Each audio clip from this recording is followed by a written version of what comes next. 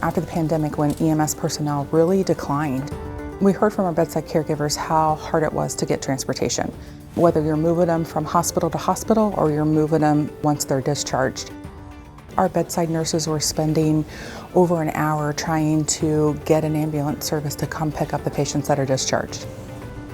We came to action and implemented, the transport truck and centralized dispatch to just facilitate that workflow so much better so we can provide exceptional care simply delivered. Out of that came two services. We have our ALS medics that will sit on a SEALS truck and elevate that level of care to an advanced life support level. And then we have our own truck with our own EMTs that can do a lot of those non-advanced transports. So the patients that need a ride back to their facility or their home, but maybe they can't sit in the car, they can't sit in the cab, and they need a higher level of care than what typical transportation can provide.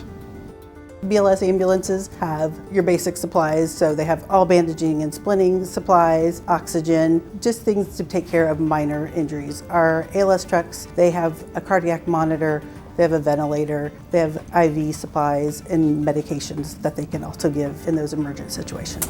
We know that our transport truck is dedicated to transports, and anytime that they're available, they can do that, and we don't have to worry about taking services away from a 911 dispatch system. We recognize the need for an efficient workflow to request non-emergent ambulance transportation. When the bedside nurses and case management identify a patient's ready for discharge that requires transportation by ambulance, they will put that request in through our Epic system. That goes to our central dispatch team, which sees the entire network view.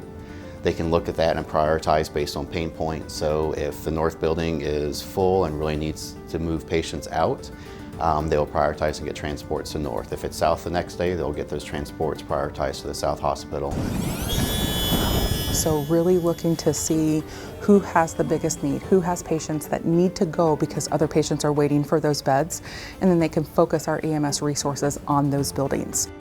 We only have so many ICU beds, so many PCU beds, and so many med-surg beds. So by getting the patient out in a timely manner, we now open up that bed for the next patient that needs that higher level of care. It's benefiting the patient that's going home because then they get to their care environment quicker, and it's benefiting the next patient that needs that bed. So either that bed's now immediately open as soon as they need it, or if they've been waiting, it's open hours sooner.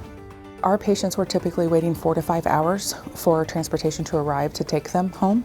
We are now looking at about 2 hours for our response time, so we've shaved about 2 to 3 hours off of that wait time for our patients. By getting patients to the right level of care at the right time, we virtually increase the amount of beds that we have in the hospital without having to have physically more beds.